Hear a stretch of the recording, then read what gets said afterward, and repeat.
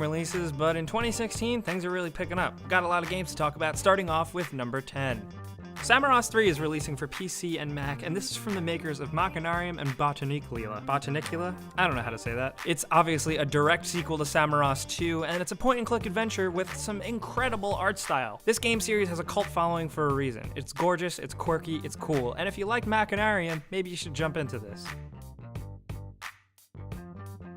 And at number 9, we have Trackmania Turbo, releasing for PC, Xbox One, and PS4. This is actually the first Trackmania game to hit consoles since Wii. Trackmania Turbo is going to feature 200 tracks, multiple different game modes, multiplayer, and the super impressive track editor. Trust me, this game is amazing for the track editor. If you don't know what I mean, just go on YouTube and look up Trackmania tracks, because there is some insane stuff. Unfortunately, the console versions aren't going to have the really cool mods that can make this game super special, but we're still looking forward to it because it's just a crazy, ridiculous arcade racing game. And we don't get enough of those these days, so what's better than that? And at number 8, we have EA Sports UFC 2, releasing for Xbox One and PS4. This time around, the roster is crazy, featuring over 250 playable characters. Now, what I thought was interesting is that the creative director actually acknowledged that the previous game was a total disappointment because it was pretty unpolished in the combat and lacked any real depth. So they talked about how they're completely working on that this time around with a way more dynamic grappling system that you can't just spam your way out of, general overhauled combat systems, and this cool new custom event system generator where you can kind of make your own headlining pay-per-view matches. So the last UFC game was a complete disappointment, but we're really hoping they can turn it around because UFC deserves a good game. And at number 7, speaking of sports, we have MLB 16, The Show, releasing for PS4 and PS3. Yes, sorry baseball fans, but you better have a PlayStation console because they're exclusive to this. But this time around, you get updated rosters, new modes, more customization, perks, and this simple streamlined modes for people who just want to pick up and play a baseball game. So basically, if you like baseball and you have a PS4 or a PS3, you're getting more baseball. And at number 6, we have Adrift, releasing first for PC with VR support. This game obviously looks to be like an insane VR experience, but whether or not you're playing it on VR, it's a story-based style game where you take control of Commander Alex Oshima as he floats around in zero gravity in a spacesuit. There's 5 different areas with puzzles to solve, bits of story and audio logs to listen to and experience, and most importantly, oxygen to manage, because if you run out of oxygen, you die, and you don't want to die, so pay attention when you play this game. If you've ever wanted a game that really gives you the experience of floating around in space and kind of gives you that stress and tension, Adrift might scratch that itch. It looks pretty cool. And at number 5, we have Stardew Valley. Stardew Valley released for PC actually very late February, but we're putting it on this list because it's good and we wanted to mention it. In Stardew Valley, you inherit your grandfather's farm, a little bit of money, some old tools, and you're placed in this washed up old farm town. It's basically your job to live off the land, build up the farm, raise livestock, and just generally bring the town back to greatness. If it sounds a little bit like Harvest Moon, that's because it is, but there's way more RPG elements here. You get to level up your different skills like farming, crafting, mining, and there's a very big area to explore here. There's a lot of depth to this game, and the best part about it is that it has these great Super Nintendo style graphics that are sprite based, and it looks absolutely gorgeous. So if you haven't jumped on this one yet, but you like Harvest Moon style games, we can definitely recommend it.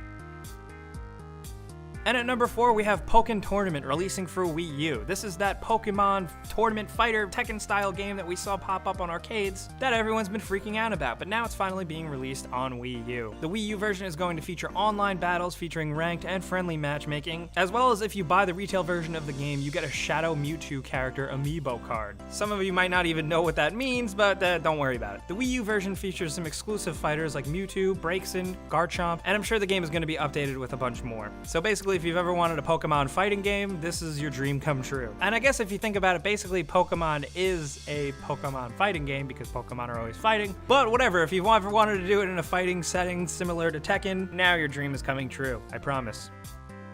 And at number 3, we have Black Desert Online. This PC MMORPG is absolutely huge and vast, and you can probably tell just by videos of the character creator. This game is immensely deep with a huge world, a bunch of character customization options, and it just looks like a big, meaty MMORPG. This game has been touted as kind of like a next-gen MMO with more advanced systems, graphics, weather systems, and player housing options. And you know, maybe that's just a marketing buzzword, but the game just does seem really big and huge, and that's why we're talking about it. If you've been wanting to sink your teeth into another big, meaty MMORPG for a while now, Black Desert Online might be it.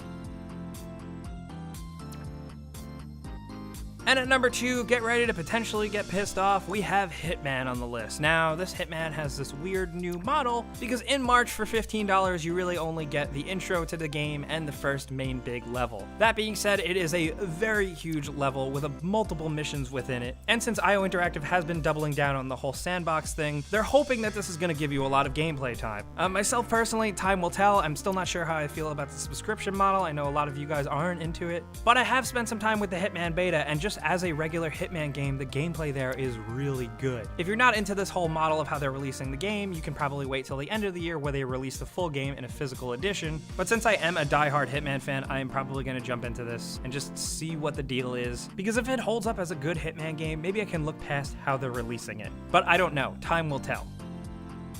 And at number 1, we have Tom Clancy's The Division. Yes, everybody's favorite shooter game that isn't quite an RPG, that isn't quite an MMO, and that isn't quite Destiny, but kind of really is. We're really excited about this game just because it looks cool. New York City in this game looks incredibly well realized. The shooting gameplay is decent, but it has all that loot stuff that is just so addicting. And the Dark Zone is some really awesome PvP fun. Of course, time will really tell if this game can hold up over the time, if they really provide endgame stuff that is worth really sinking your teeth into. But regardless, we're willing to give it a shot because we like shooting people in video games and we like RPG elements.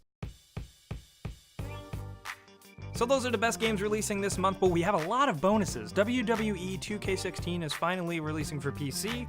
We're also getting an up-res Heavy Rain on PS4. We're getting the HD remake of Legend of Zelda Twilight Princess on Wii U.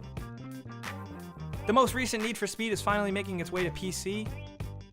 The very good mobile game Republic is finally being fully released on PlayStation 4. And we're getting Resident Evil 6 HD on consoles if that's a thing that you would ever want to bother with.